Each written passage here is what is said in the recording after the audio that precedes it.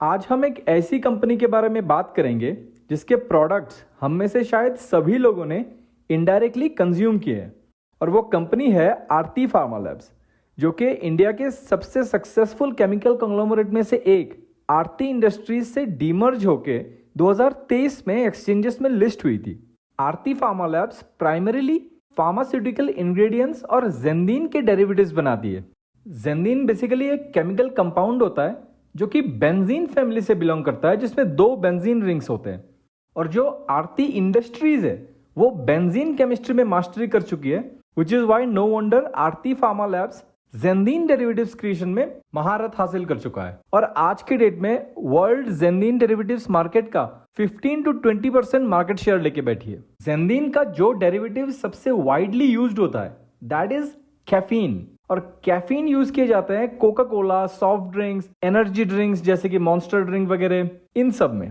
तो आरती जो जेंदीन के डेरिवेटिव्स बेचती है उसमें से 50% जाता है बेवरेजेस सेक्शन में। और हम में से सभी लोगों ने शायद कभी ना कभी कोका कोला, थम्स अप या कोई एनर्जी ड्रिंक पिया ही होगा, which is why I said कि शायद हम में से सभी लोगों ने कभी ना कभी इनडायरेक्टली आरती फार्मा लैब्स के प्रोडक्ट्स यूज किए।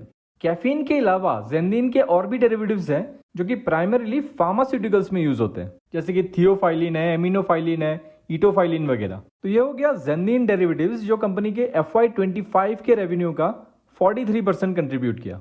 आरती का नेक्स्ट बिजनेस सेगमेंट है एपीआई और इंटरमीडिएट्स, जिसने की कंपनी के FY25 के रेवेन्यू का ऑलमोस्ट 44% कंट्रीब्यूट किया। Aarti is a specialist player in HP API manufacturing. HP APIs मतलब हाईली पोटेंट APIs, मतलब ऐसे APIs जो कि बहुत ही लो डोजेस में यूज किए जाते हैं इन माइक्रोग्राम्स और इवन इन नैनोग्राम्स, और वो लो डोज ही सिग्निफिकेंट बायोलॉजिकल एक्टिविटी दिखाने के लिए काफी होता है। और आरती के ये सेगमेंट के प्रोडक्ट्स बहुत ही क्रिटिकल ट्रीटमेंट्स में यूज होते हैं, जैसे कि कार्डियोवास्कुलर हो गया या फिर एंटी कैंसर ट्रीटमेंट्स हो गए, एंटी एस्थमेटिक ट्रीटमेंट हो गए, एंटी डायबिटिक ट्रीटमेंट हो गए, ये सब चीजें। अब बात करते हैं नेक्स्ट सेगमेंट पे, जो कि आज के डेट में तो बहुत छोटा है, सिर्फ 12-13% रेवेन्यू ही कंट्रीब्यूट कर रहा है, लेकिन इसका पोटेंशियल सबसे ज्यादा हाई है। और वो सेगमेंट है CDMO, मतलब contract development and manufacturing organisation. तो फार्मास्यूटिकल इंडस्ट्री में एक ट्रेंड क्या चल रहा है कि जो इनोवेटर कंपनीज हैं, मतलब जो एक्चुअल में दवाई इन्वेंट करते हैं, जो एक्चुअल में APIs या मॉलिक्यूल्स इन्वेंट करते हैं, वो अपना मैन्युफैक्चरिंग आउटसोर्स कर दे रहे हैं ऐसे कंपनीज को जो कि API मैन्युफैक्चरिंग में ही मास्टर है। और ये चीज वो इसलिए करते हैं कि वो सिर्फ फोकस करना चाहते हैं क्रिएशन या फिर डिस्कवरी ऑफ मेडिसिन में, क्योंकि सबसे ज्यादा मार्जिन उसी में बनता है। और मैन्युफैक्चरिंग एक अलग तरह का हेडेक है, क्योंकि जरूरी नहीं है आपका प्लांट हमेशा यूज हो रहा हो उस पर्टिकुलर API के लिए। सो अगर मैं एक इनोवेटर हूं और मैंने एक कोई API निकाला और उसके लिए मैंने अपना मैन्युफैक्चरिंग प्लांट लगा दिया, तो जरूरी नहीं है कि हमेशा मैं उसको एफिशिएंटली 100% कैपेसिटी पे यूटिलाइज कर सकूं। जबकि जो कॉन्ट्रैक्ट डेवलपर है वो फंजेबल कैपेसिटीज बनाता है, और अगर कोई एक मॉलिक्यूल इस क्वार्टर में ज्यादा चल रहा है तो वो इसको प्रोड्यूस करेगा, और अगले क्वार्टर में अगर ये मॉलिक्यूल नहीं चल रहा है, किसी दूसरे इनोवेटर से उसको कोई दूसरा ऑर्डर मिल रखा है, तो वो उसको बनाना स्टार्ट कर देगा। तो इस तरह से CDMO बिजनेस एक विन विन बन जाता है बोथ इनोवेटर और मैन्युफैक्चरर के लिए।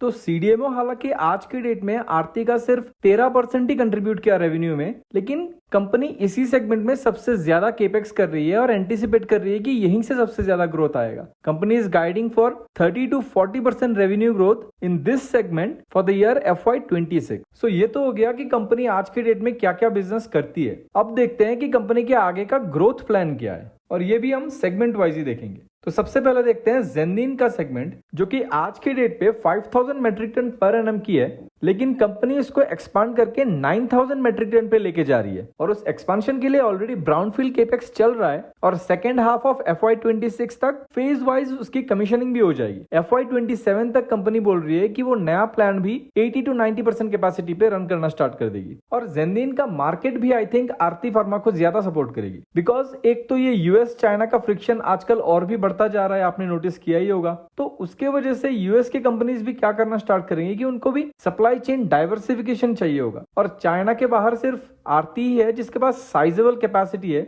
और वो फुल्ली इंटीग्रेटेड भी है। तो ये चाइना प्लस वन स्ट्रेटेजी अभी आरती के फेवर में और ज्यादा बेटर काम करेगी। और 50% से ज्यादा जेंदीन के डेरिवेटिव्स तो बेवरेजेस इंडस्ट्री में जाती है। और आपने नोटिस किया होगा कि इंडिया में एनर्जी ड्रिंक का एक ग्रोइंग ट्रेंड चल रहा है इंडियन यूथ्स के अंदर, और जो कोला कंपनीज है वो भी एक्सपांशन कर रहे हैं very rapidly, specially Campa Cola वगैरह। तो इंडिया का जो डोमेस्टिक मार्केट है स्पेशली कैफीन का, वो भी पॉइज्ड है एक अच्छा खासा ग्रोथ देखने के लिए अगले 2-3 सालों तक एटलीस्ट। और कंपनी अभी फोकस कर रही है जेंदिन डेरिवेटिव्स को रेगुलेटेड मार्केट के फार्मास्यूटिकल इंडस्ट्री में एक्सपोर्ट किया जाए ज्यादा से ज्यादा, क्योंकि वहीं पे मार्जिन सबसे ज्यादा है जेंदिन का। So that will also be a growth trigger in the EBITDA of Zendin segment. अब आते हैं API and intermediate segment पे। तो इसमें कंपनी ने अभी डी बॉटलनेकिंग किया है तारापुर के API फैसिलिटी में। That will give them around 10% of capacity increase।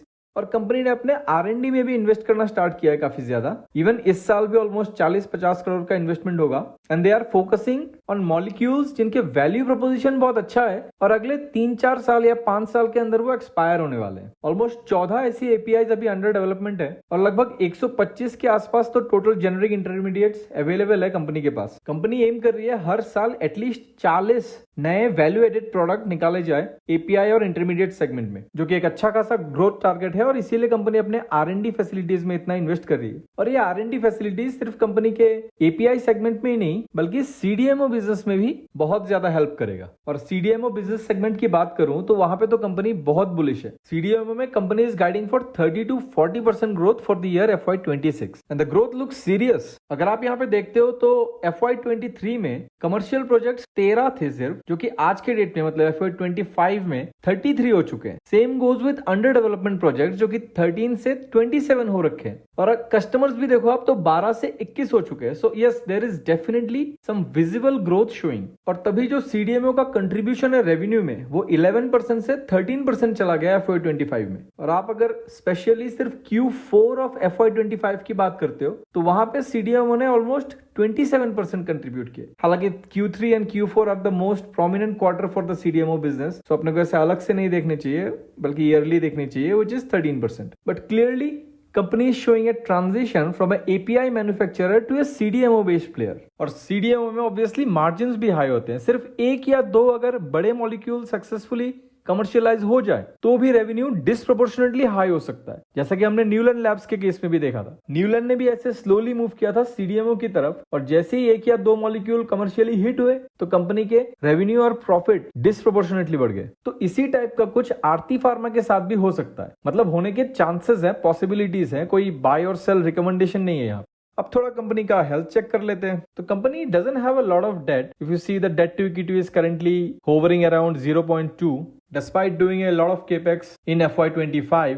FY26 में भी इनका कुछ 400-450 करोड़ का केपेक्स का प्लान है, जिसमें से अराउंड 200 करोड़ जाएगा अटाली के प्लांट में जो कि CDMO फोकस्ड प्लांट है, और 100 करोड़ के आसपास जेंदिन में इन्वेस्ट किया जाएगा। और जो बाकी चीज है वो R&D में भी कुछ जाएगा, कुछ सोलर इंस्टॉलेशन में जाएगा। और ये एक्सपेंसेस कंपनी के खुद के कैश फ्लो और एज वेल एज बोरोइंग से भी किए जाएंगे। बट डेट टू इक्विटी बहुत ज्यादा शूट अप नहीं करेगा, ऐसा मैनेजमेंट का कहना है, which is believable as well, क्योंकि कंपनी के एग्जिस्टिंग बिजनेसेस काफी एस्टेब्लिश्ड है और कैश रिच भी है, which is keeping the balance sheet healthy. पर हर थीसिस के पीछे कुछ रिस्क तो होते ही है, जैसे कि इस वाले केस में अपना पहला रिस्क होता है CDMO का एग्जीक्यूशन रिस्क। मतलब इतना केपेक्स कर रहे हैं, इतना इन्वेस्टमेंट कर रहे हैं, बट अगर लंबे टाइम तक कोई लार्ज मॉलिक्यूल हिट नहीं हुआ तो वो ऑब्वियसली एक रिस्क है कंपनी के लिए। और किसी भी फार्मास्यूटिकल कंपनी के जैसा इसमें भी रेगुलेटरी रिस्क है, मतलब US FDA जो कि यहाँ पे आके प्लांट्स अप्रूवल वगैरह देते हैं, तो अगर उनको वहां पे कुछ मिल गया और किसी प्लांट के लिए कहीं पे अप्रूवल नहीं मिला तो that can significantly delay few operations.